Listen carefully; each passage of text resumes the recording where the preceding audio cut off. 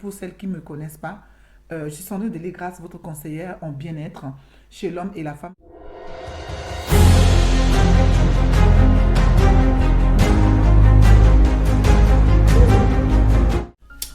Bonjour, bonjour, bienvenue dans la maison Siloué. J'espère que vous allez très bien ici, les amis. J'espère que tout se passe bien ici. Vous avez remarqué, depuis 2 mois, nous n'avons pas pu tourner de vidéo ici.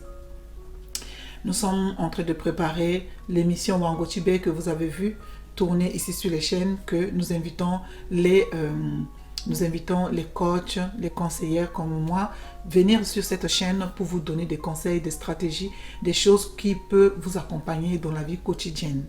Aujourd'hui, je viens ici pour première ouverture de ce temps de pause que j'ai pu mettre et à vous tourner cette vidéo sur le thème comment certains peuples sortent de leur lit pour détruire une certaine vie.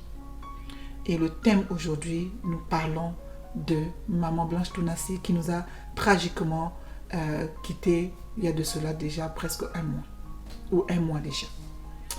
Ce temps, j'ai pris vraiment un temps tranquille et là, je vais vous parler. Bienvenue dans la maison Siloué. Je suis Sandrine Delégrace, votre conseillère en bien-être intime chez l'homme et chez la femme, conseillère auprès de futures mamans pendant leur grossesse et après leur accouchement, à les conseiller sur comment prendre soin de ton corps intime, également conseiller les futures mamans enceintes jusqu'à leur accouchement et prendre soin de leur bébé. Également, nous accompagnons les mariés, nous accompagnons ceux qui se préparent, les futurs mariés à rentrer dans le mariage, également ceux qui sont en concubinage, de sortir du concubinage et rentrer dans le mariage et de préparer même un mariage qui ne coûte pas trop cher. Donc voilà, la maison Siloué est là. Le mariage est bon. Le mariage fait bon vivre. Le mariage est très bien. Mais si tu le prépares bien, tu le vivras aussi bien longtemps. Pourquoi nous allons parler de cette dame, notre Maman Blanche Tounassi. Vous voyez que c'est un mariage glorieux. Un mariage qui n'a pas coûté beaucoup. Un mariage où ils ont commencé, ils n'avaient rien, mais ils ont été glorifiés dans ce mariage jusqu'à la mort les a séparés. Nous allons parler aujourd'hui de notre communauté, les communautés qui détruisent la vie tout court des autres personnes. Nous, en tant qu'Africains, nous sommes des peuples qui respectent certains principes. Nous sommes des peuples qui respectent certaines logiques. Nous sommes des peuples qui respectent beaucoup de certains domaines. Aujourd'hui, malheureusement, les réseaux sociaux sont devenus un lieu où tout le monde vient ici, c'est défouler et partir. Je ne veux même pas dire que défouler, je veux dire les termes que tu viens te déféquer sur les réseaux sociaux et tu pars. Bien-aimé, franchement, j'étais restée là pendant ces temps de deuil. C'est comme si mon cœur même, ma vie même, c'est comme si cette dame était pour moi quelqu'un de membre de ma famille. J'ai été là tranquille, j'ai suivi les gens, ceux qui ont insulté. Ceux qui ont insulté, qui ont vu que le Seigneur s'était levé pour aller les confondre. Ceux qui s'est laissé entraîner par des choses terribles. Alors que le peuple africain était ce peuple qui compatit avec ceux qui traversent des moments difficiles, qui soutient. Prévenez qu'il y en a qui ont soutenu jusqu'à la fin. Nous avons vu les communautés de chrétiens du monde entier étaient touchées. Mais malheureusement, j'ai vu ceux-là qui disaient qu'ils sont vraiment des serviteurs de Dieu ou des servantes de l'Éternel ont sorti de leur lit pour venir dénigrer quelqu'un qui vient de partir, quelqu'un qui vient de mourir, quelqu'un qu'on n'a même pas encore creusé le trou pour entrer sa mort, pour entrer ses dépouilles, pour cacher ses dépouilles. Amis, mes amis, nous sommes un peuple qui respecte certains principes. Ne nous laissons pas aller avec les réseaux sociaux pour détruire des vies, pour détruire certaines choses. Si tu es celle-là ou une servante de l'Éternel, reste dans ton rôle de servir l'Éternel. Si cette dame a eu à aller pour faire ses chirurgies, pour faire quoi? Ça ne le regarde que elle et sa famille. Ça ne te regarde pas. Je veux dire également ici, beaucoup de gens ne savent pas. Pourquoi tu pars chez les dentistes pour arranger tes dents carriées? Pourquoi on n'a pas arraché tes dents qui est carriées et que tu ne gardes pas comme ça? Pourquoi tu vas porter des plomb pour te faire visible? C'est là aussi, c'est de chirurgie, n'est-ce pas? Pourquoi tu te perces les oreilles? C'est là aussi, c'est de chirurgie. Pourquoi?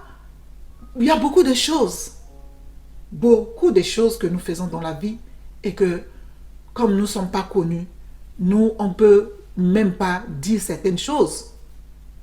Le respect, c'est quelque chose. Si tu as ton corps, tu as le moyen pour arranger ton corps. Pourquoi pas? Si tu cherches un endroit normal pour t'arranger le corps, pourquoi pas? Pourquoi pas? Pourquoi ceux qui ont perdu leurs jambes vont faire des prothèses pour porter leurs jambes pour marcher? Pourquoi ceux qui ont perdu leurs bras vont aller chercher à réparer? Pourquoi ils ne restent pas comme ça?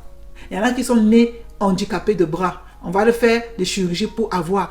Pourquoi ceux qui ont des problèmes auditifs vont aller faire opérer les tympans et faire les greffes d'un appareil auditif pour écouter? Pourquoi cela n'est pas mauvais? On a incriminé cette dame. Je vois ici quelque chose de la jalousie dans le moindre. La jalousie parce que l'homme a aimé sa femme. L'amour que la maison Siloué vous enseigne. L'amour, mes bien-aimés. L'amour a fait que vraiment cet homme a élogé sa femme. Et ce qui fait que ça a donné la jalousie. Nous allons même, nous en tant que peuple africain, aller même insulter la mort. Insulter la mort. Pourquoi ça? Cette dame s'est donnée. Elle a crié dans sa prière pendant les 40 jours qu'ils ont fait. Voici la prière que cette dame a dit. Seigneur, nous sommes fatigués.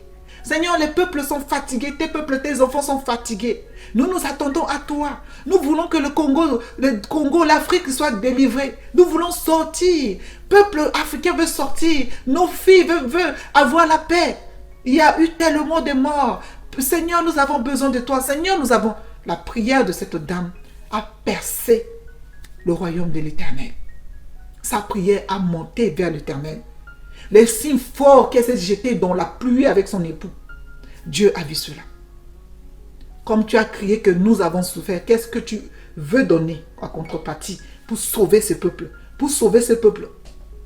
Elle savait déjà que sa vie, elle n'allait pas vivre si longtemps sur la terre. Elle a accepté de se donner. Vous allez me dire que c'est le Christ seul qui s'est donné pour la terre, pour sauver ce peuple. Martin Luther King, les hommes que Dieu a appelés vers lui pour servir, pour prendre l'image du Christ, se sont donné la peine jusqu'à la fin de leur vie sur la terre. Se sont sacrifiés pour sauver ces nations, pour sauver la nation africaine. Luther King s'est donné. Il y en a encore. Mandela a payé le prix pour donner, pour délivrer un peuple.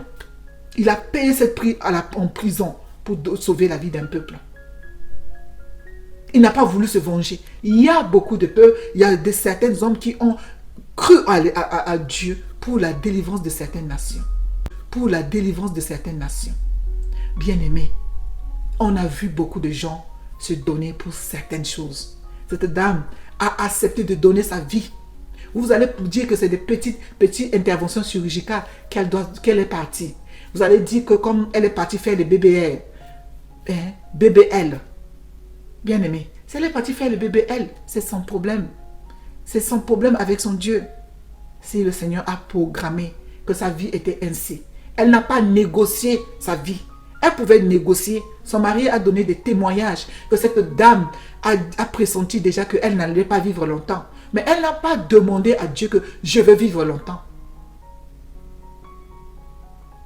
Elle n'a pas demandé à Dieu que je veux vivre longtemps.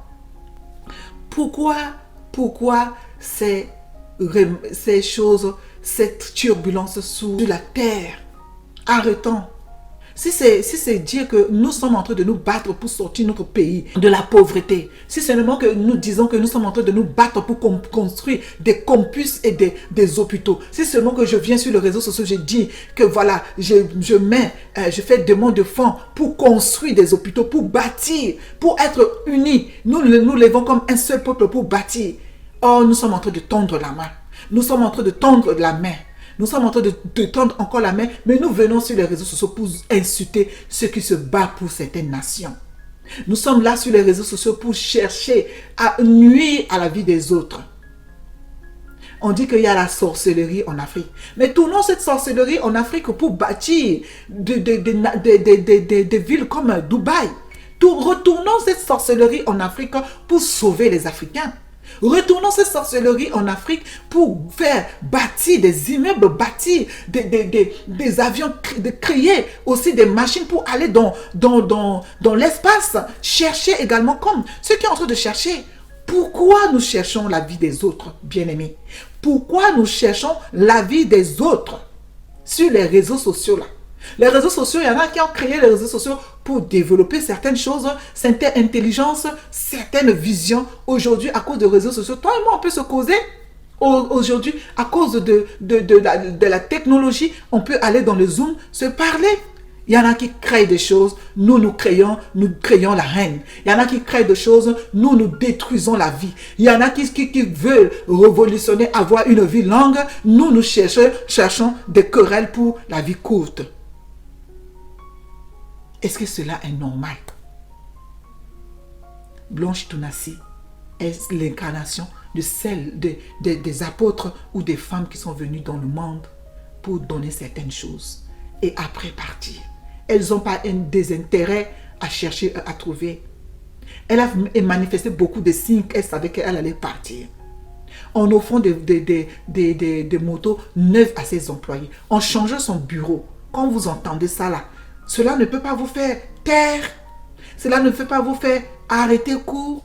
Mes amis, la mort, même ceux qui ont fait du mal dans la vie, ils meurent, on respecte leur corps.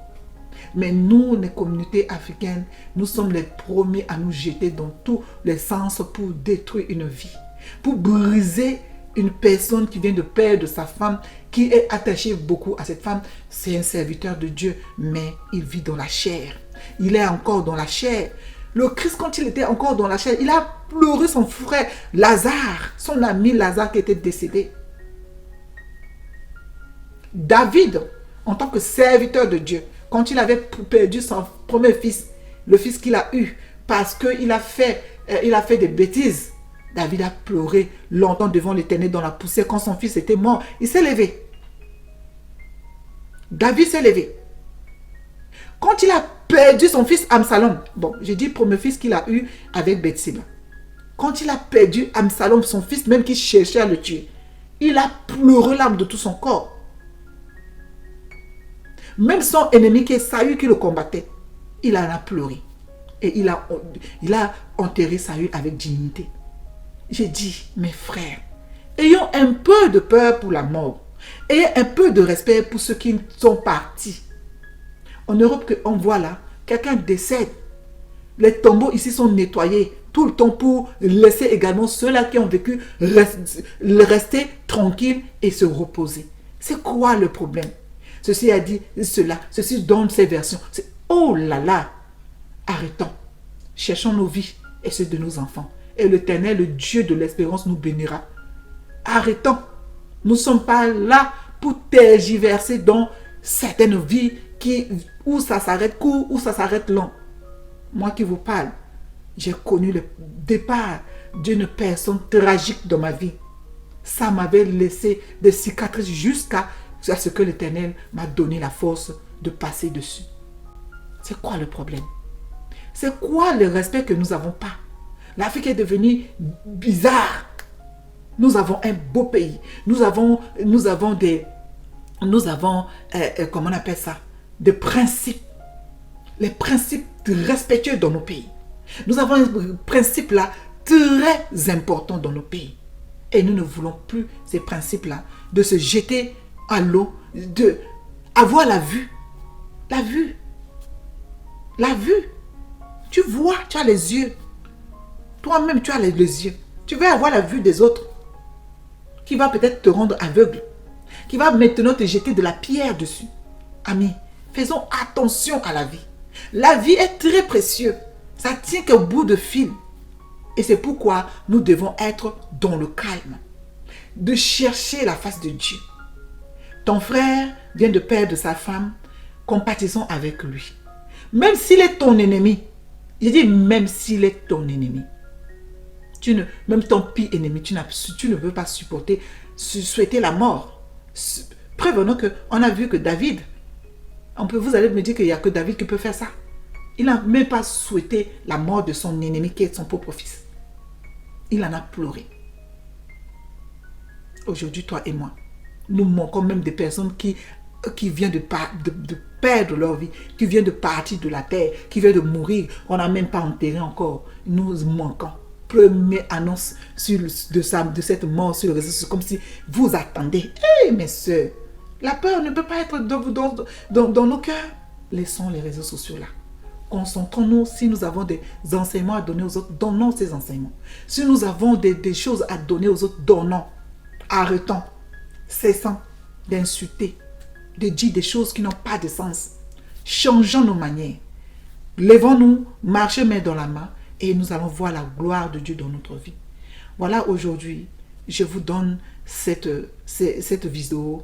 Vraiment, j'espère que ça vous arrivera en bonne forme et que vous changez votre manière. Vous êtes en train de chercher, parce que Tounassi va mal, Tounassi est malade. Mais c'est normal. Joseph a perdu son père, Jacob. Mais il a fait 40 jours. Il a fait 40 jours de deuil de son père. Il est parti enterrer son père. Il a pleuré son père. Jésus-Christ a pleuré son ami Lazare. Quel est le problème, mes amis? Que cet homme ne peut pas pleurer le deuil de sa femme dans la dignité et de rester devant l'Éternel chercher la face de Dieu. Voilà cette courte vidéo. J'espère que cela va vous changer des pensées et changer votre manière de marcher. La maison Siloué qui vous aime dans le bonheur. À très bientôt pour une prochaine vidéo. Bye bye.